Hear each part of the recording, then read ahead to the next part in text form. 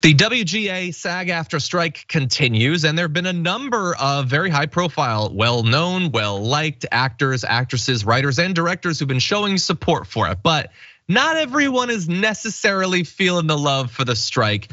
We turn now to Stephen Amell, whose Starz drama series Heels just returned for its second season. He was at an event sort of promoting the show, which is not generally what you're supposed to do during this strike. But that said, that's not why people are mad at him. They're mad at him for these comments. I support my union, I do, and I stand with them. I do not support striking, I don't. I think that it is a reductive negotiating tactic.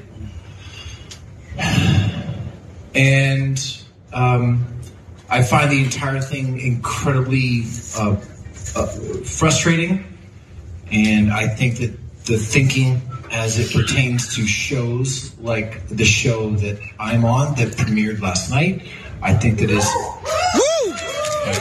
I think it's myopic, and I stand with my union.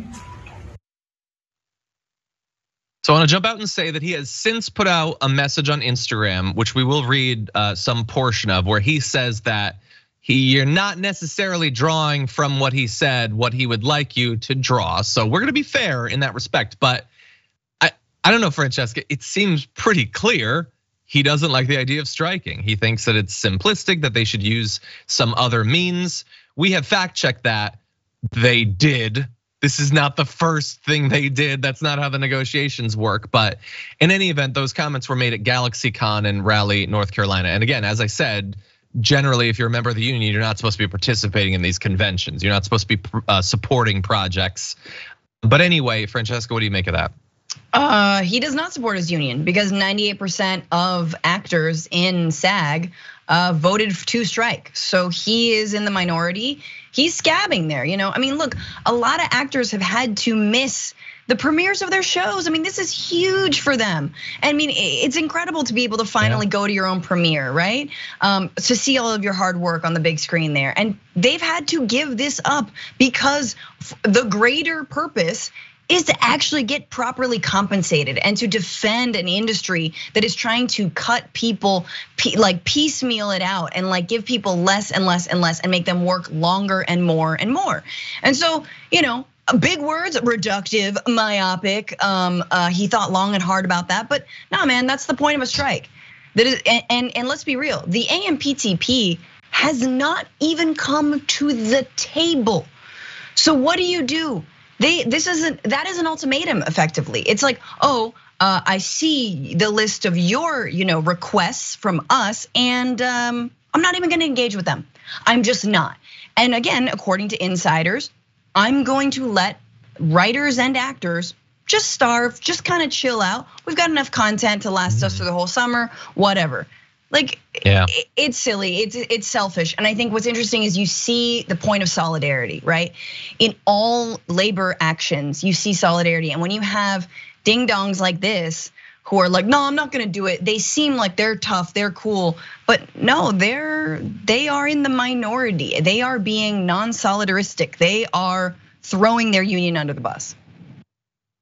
I mean, that is certainly a takeaway that you could have. We're gonna see if that gets shifted by his attempt at clarification. I will also throw in before the clarification, it isn't just that he personally doesn't support striking. He is using, like he's in a crowd of people who are self-selected as the most likely to like him. And he is trying to persuade them to think that striking is bad. Which I don't love, but anyway, he went on Instagram, and we're not gonna read the entire thing, but I wanna get to the most important clarifications. He says, what I actually said, I do not support striking, I don't. What this means in full context, I understand fundamentally why we're here. My off-the-cuff use of the word support is clearly contradictory to my true feelings and my emphatic statement that I stand with my union. Of course I don't like striking, nobody does. But we have to do what we have to do. So he's implying there that what he meant is, I don't like striking, but I support it. When what he said is, I do not support striking, I don't, which is the opposite of what he said. He says, I had been talking extemporaneously for like 90 minutes. Everybody makes mistakes. That's possible, that's possible. But going on, he said, what I said, quote, I think that it is a reductive negotiating tactic and I find the entire thing incredibly frustrating.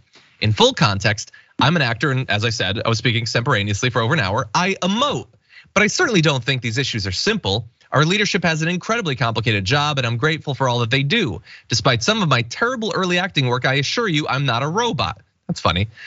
From an intellectual perspective, I understand why we are striking, but that doesn't mean it isn't emotionally frustrating on many levels for all involved. Yeah.